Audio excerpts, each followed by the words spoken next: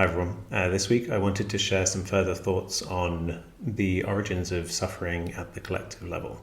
So most of my work is really motivated by a desire to reduce suffering, and a lot of that I've kind of focused on the individual level in terms of things like psychedelic therapy, meditation, but we are inherently embedded in these social networks that impact us deeply. So I find myself exploring more and more this level of how we come to suffer as a result of our relationships with others.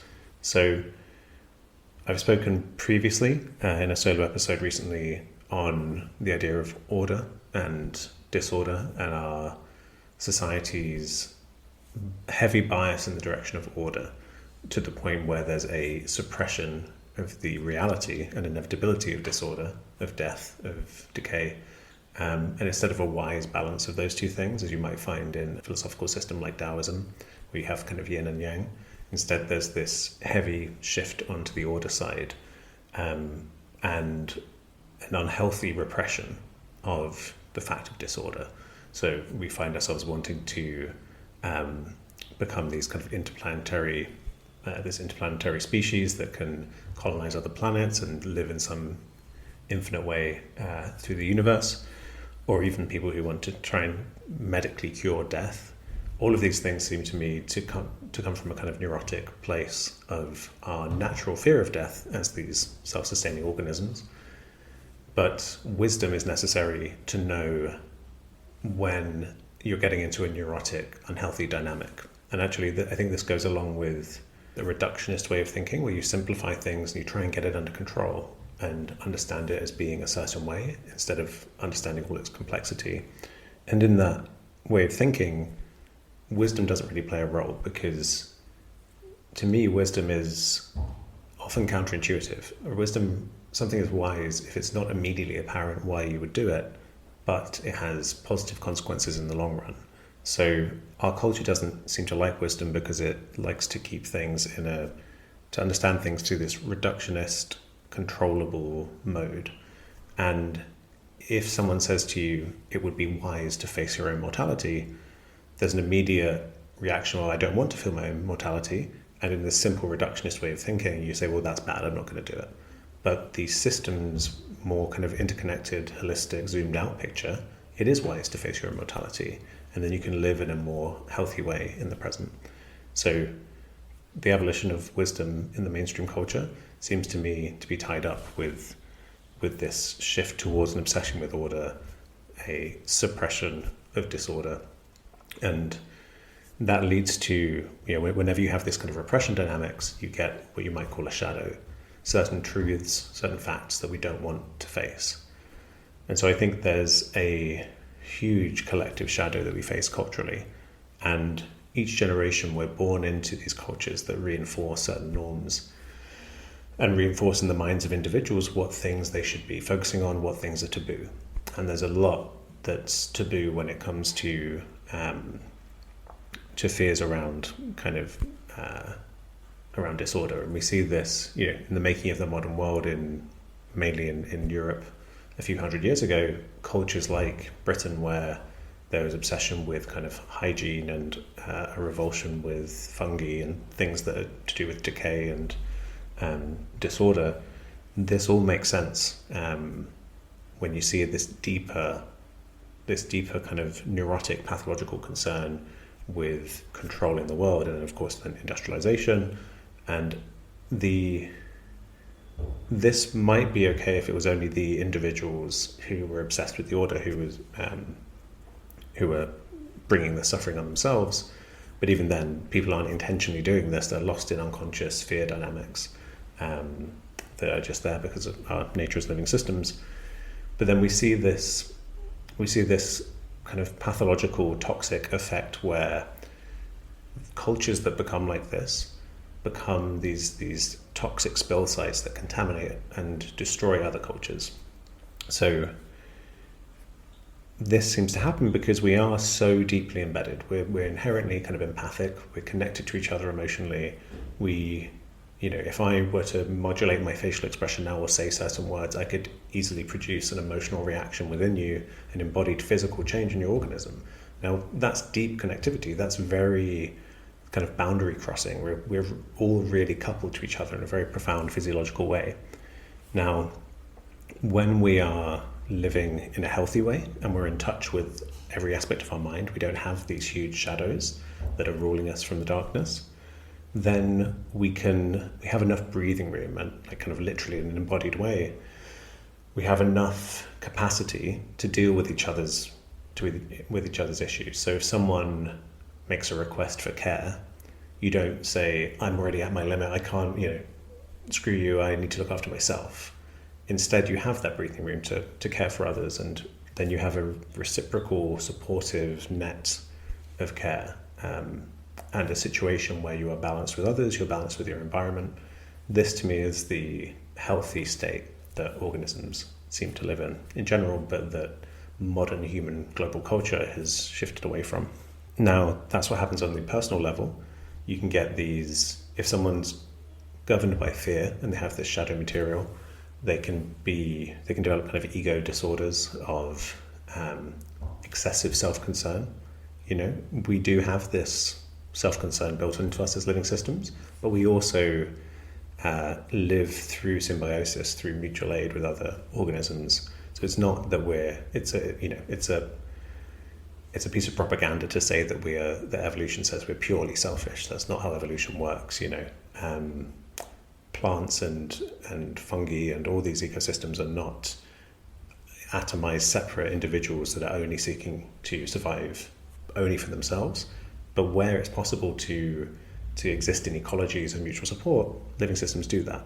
So it's important to acknowledge that, but we do have this aspect that can be, as we're pushed into more modes of fear, we do shift into self-concern at the expense of our relationships with others. There are interesting studies, things like there was a study where they gave people political questionnaires and they pumped the smell of garbage into the room in some of the cases, some of the participants. And they found that participants where they smelt garbage shifted their political opinions to the right, to more individualistic, less socially conscious modes of thought. And that's really interesting that you can modulate just based on, the way I understand that is garbage is associated, with things that are not safe health-wise, right? Bacteria, things that can cause sickness. And so you need to be moving into a mode of self-protection there. And that can bias you, your beliefs about, in that moment, how you think we should organize ourselves collectively. So it's important to act on this level of fear and trauma, which is why I think healing, especially with medicines like psychedelics, is one of the most powerful things we can do to improve things socially. Now, when you have a culture that consists of many people operating in this mode, they normalize certain modes of individualism and hostility to others. And after, centuries and millennia of conflict on the Eurasian continent, there are many reasons that Eurasia seems to be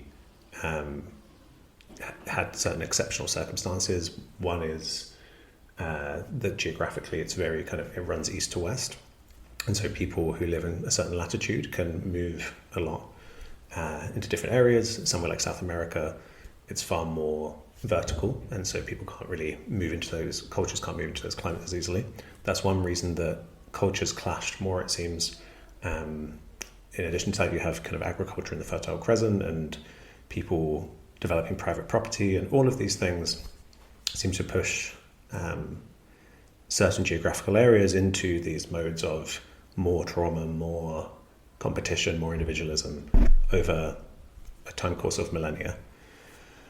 And then we get to a point where a few hundred years ago you have somewhere like Britain where this is very much the culture, this obsession with order, with a kind of a lack of webs of ecological care, and instead an exploitation of others in terms of to benefit self-interest. And then that bleeds out into colonialism and slavery and all of these horrific things that we've seen over the last few hundred years. And to me, they have this origin in this dynamic. It's also worth saying that it is through living in these modes of order and keeping things controlled in a certain way that we prevent ourselves from coming back into a grounded balance with nature. And that is the mechanism by which we heal from trauma, and we release our fear, because our fear helps guide us through the world in an embodied way. When we become traumatized and we don't heal, we can be pushed into living in abstractions of the idea of, I am this self, I am this token, this thing I call James, and my body is something different. It's this separate thing, and I don't need to be in touch with it, because we tend to go when the feelings in the body around fear are too overwhelming. And so we see this in, again, Britain is not known for its great dancers, for example. It's a culture that's very rigid, and you think of Victorian, these portraits of people in Victorian times are very rigid and not living in a relaxed, embodied way. So this picture brings us to present day and the issues we face, and it's a trajectory where no one's intentionally caused this to happen. It's just humans, living systems with their natural fear-based responses, caught up in dynamics that are much bigger than themselves. But I think understanding this is the best hope we have to start looking for the optimal places to diffuse the situation, really. And that's why I think, again, healing, promoting a culture of seeing the value in trauma recovery, groundedness, connection with nature, all of these things, I think, are the levers we have to pull to undo the situation that we're currently in. And that's something we all want. Even the people who are causing the most destruction at the moment, causing the most harm, we all agree, we have the concept of utopia, right? We can all agree that if everyone could live in harmony, that would be a good thing. Even the most harmful people in the world understand the concept of utopia, understand that being maximally free, maximally happy, living with maximum abundance, all of these things we recognize as living systems. We have these shared common values. So I think if we can understand what's wrong with us collectively, and if we can agree on the diagnosis and the treatment, I think we could get mass support behind this kind of cultural change.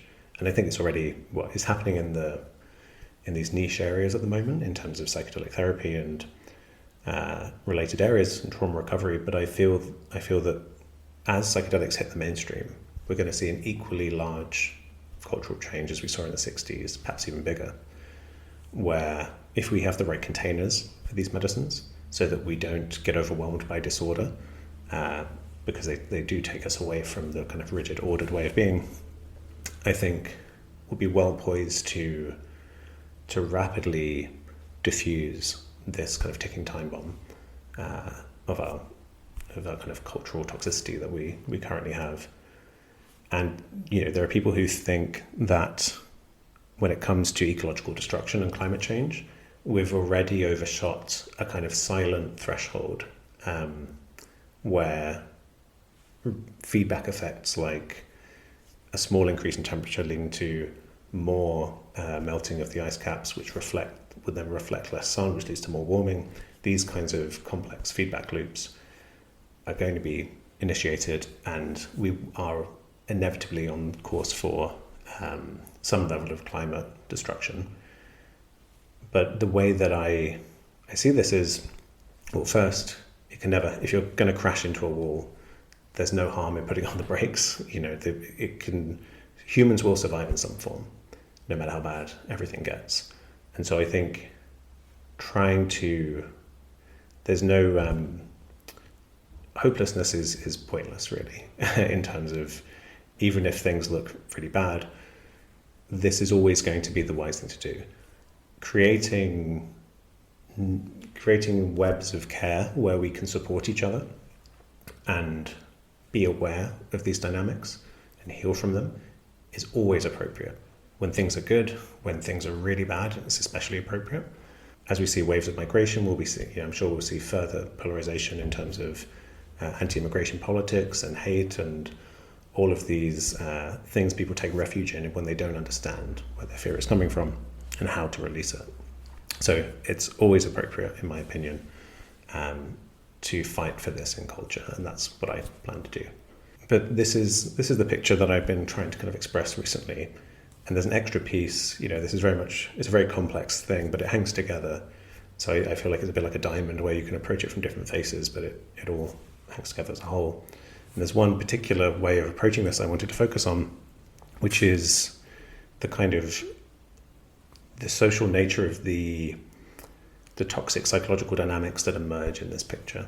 So as you get this shift into kind of ego disorders of sociopathy, psychopathy, narcissism, excessive self-concern, and a shutting off from empathic care for other people, we see the most malevolent aspect of this, one of the most malevolent, is the pushback against healing modalities. We see things like psychedelics being criminalized.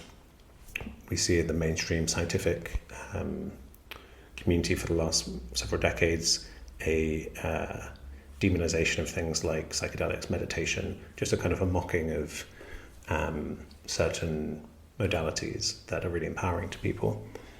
And all of this seems to come from this desire. To me, it all actually relates to the concept of unaccountability. So if you want to be free of these webs of care where you're helping others and you're being held accountable, you're deeply connected to others, if you feel overwhelmed and fear has reached a certain point where you just want to be off on your own, you effectively want to be unaccountable. You want people to not require anything of you. You want to be able to behave however you want to behave without any consequences. And so when someone who feels this way sees people discussing healing, for example, they, especially, as they're discussing the idea of confronting shadow material, there's an implicit threat there, they perceive as a threat, that they're going to be asked to do this kind of work. Because when we're carrying the shadow material, usually we're behaving in some toxic way, whether we realize it or not, causing harm. So then if you're connected to these people and this narrative and cultural change keeps going, eventually you're going to have to face your demons. And the reason they're in the shadow is you don't want to face them. So you see a lot of preemptive mocking of this kind of thing in the past. But now, fortunately, science is winning out. And we're seeing an acceptance of things like meditation, trauma healing, certain modes of psychotherapy, and psychedelics. But I think this idea of unaccountability, I get why it's appealing. I feel like the culture and the cultural norms in which I was raised, I grew up to deeply value self-sufficiency, which is a form of unaccountability, where you are an individual by yourself. I used to run these ultra marathons up to 100 miles long, and people were baffled at the time why I would do this. And I think it really came from a sense of needing to test my limits. How much kind of pressure can I put on myself and still integrate it, still cope with it? And that's something that I see as coming from a neurotic, unhealthy place. Now I see, the more powerful, the stronger thing to do is to allow yourself to be vulnerable enough to ask for care. Who knows, maybe I'll still run one of these races again someday. It is nice to be out in nature for 24 hours while you're running at an absurd distance. But so I get why it's appealing to be a kind of off by yourself as an individual. And I can imagine in the kind of history of going from interdependent communities to atomized individuals, I can imagine if you imagine someone who has done something to cause harm, they've behaved in a way maybe towards their child that the community thinks is inappropriate, and then friends and family gather around, do some form of intervention, they say, this isn't right, we need to explore, not in a way where they're demonizing them, but they're saying, what's going on with you that you've lashed out and caused harm? To me, those are the kind of instinctive, healthy modes that humans live in. But then you can imagine a community where someone in that community manages to pull away, they have their kind of nuclear family, and say it's some traumatized patriarch, some father of the family, who actually manages, through being physically bigger, to start to take out their frustrations on their children, on their partner, and they get away with it. They're not being held accountable by the community.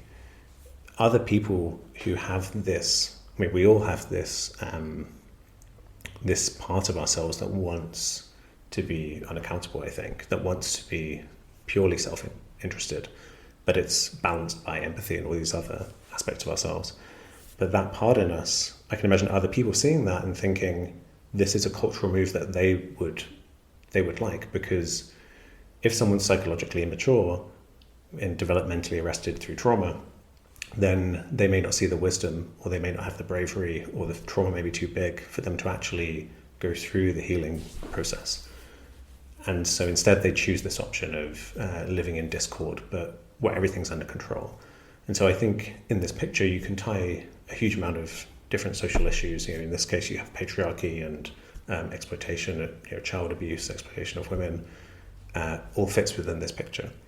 And then today when we see I think the real spectrum that I care about when it comes to differentiating people's social opinions isn't so much, if you take left and right on a kind of economic spectrum or on a cultural spectrum, the thing to me that's the most important axis is whether one values interdependence and is willing to be vulnerable and work on oneself, face one's demons and be held accountable, versus wanting to be unaccountable. The willingness to be accountable versus the insistence on being unaccountable, to me, is the most important differentiation here. If we can get a culture where more and more people are willing to do inner work and to be connected to others and to be accountable, then we're going to be building a world where there is less suffering in many different ways.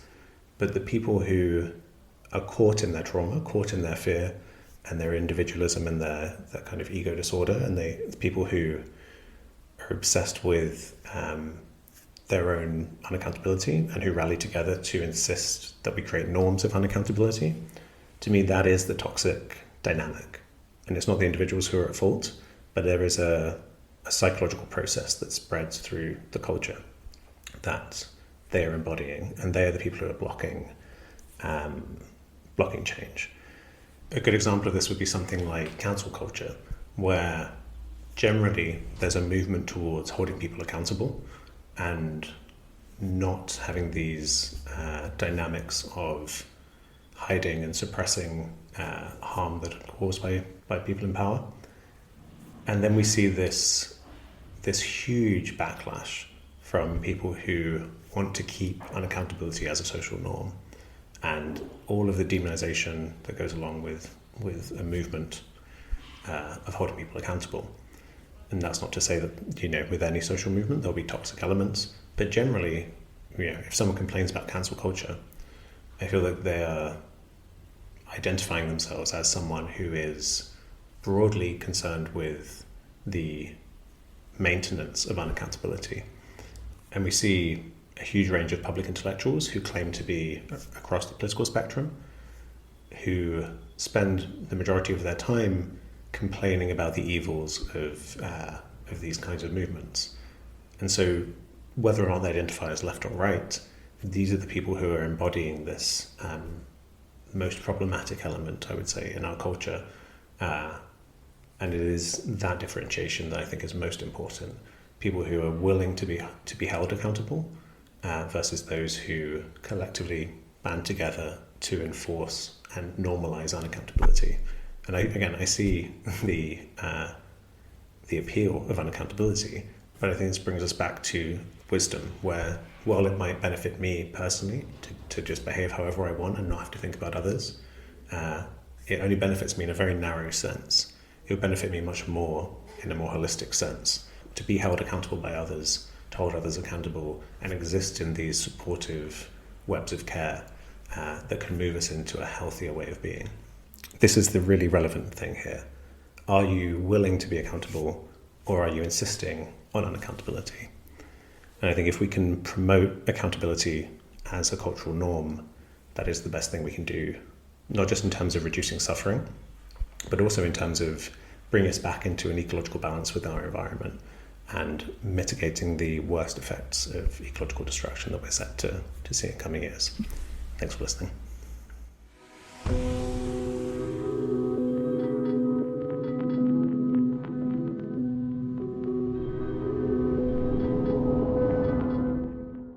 Thanks for listening. If you're watching on YouTube, please like and subscribe. And if you want to help the podcast reach a wider audience, you can leave a review on Apple Podcasts. Finally, if you want to offer financial support, you can go to patreon.com/Dr. James Cooke.